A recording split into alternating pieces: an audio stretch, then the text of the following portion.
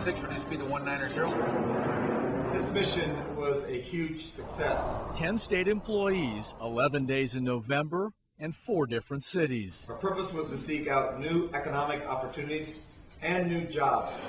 An economic development trip in the middle of an economic crisis, all funded with 78,000 state dollars.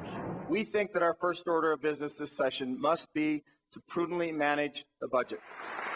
This is Governor Ritter in his State of the State speech. It came less than 2 months after he and his staff spent thousands in state dollars on luxury flights and 5-star accommodations.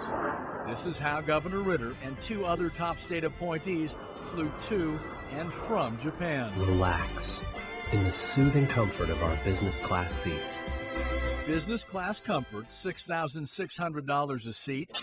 3 tickets, nearly 20 grand in state money. What's inside at 12 o'clock?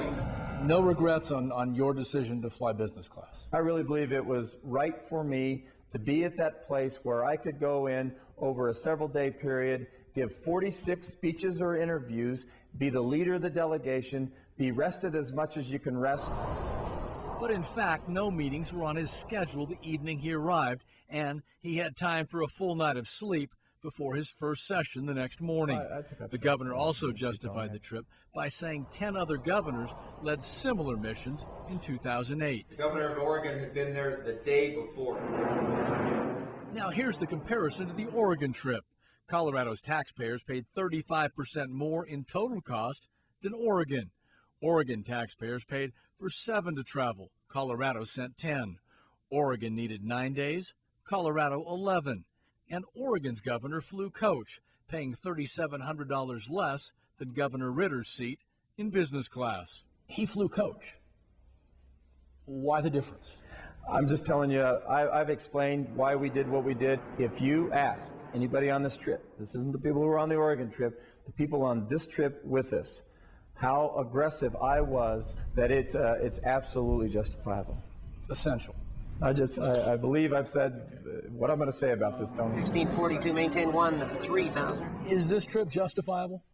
Oh, I believe it was, yes. Don Elliman is the state's Director of Economic Development and International Trade. Could it have been canceled towards the end?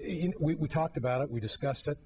I think the governor and I both came to the same conclusion. And while the costs of the trip are clear, 4 months after the Colorado delegation returned, tangible accomplishments are hard to prove. When you return from the trip, do you go through a report card? Did I sit down and have essentially a debrief that tried to go over the entire mission and say, did we achieve everything we set out to do? The answer to that is no, I did not. This was a very costly trip, and it doesn't seem to be the most prudent time to be taking it. Chantel Taylor is the director of Colorado Ethics Watch. It's hard to justify spending over $70,000 on a trip to Asia when most Coloradans are just struggling to pay their basic bills and meet their basic needs. Is it unfair for us to raise these questions after this trip during this economic time? Listen, you're in a business where you have things that you want to look at. You decide what to do about that. I think that in government, it's important to be transparent. You look back on it now, would you change anything in hindsight? It's important for us to continue to economically develop the state.